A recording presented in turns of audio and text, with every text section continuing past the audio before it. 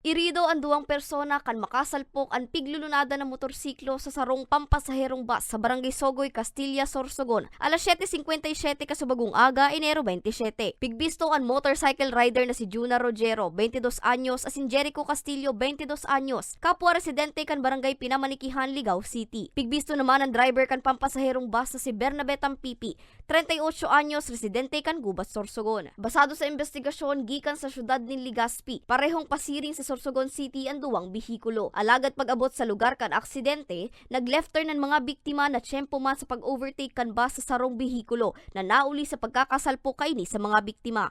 Parehas naman siya ma'am conscious kasi nakatulong yung helmet nila. Medyo ang tama nung ma'am isa tagiliran saka yung mga gas-gas lang sa tuhod.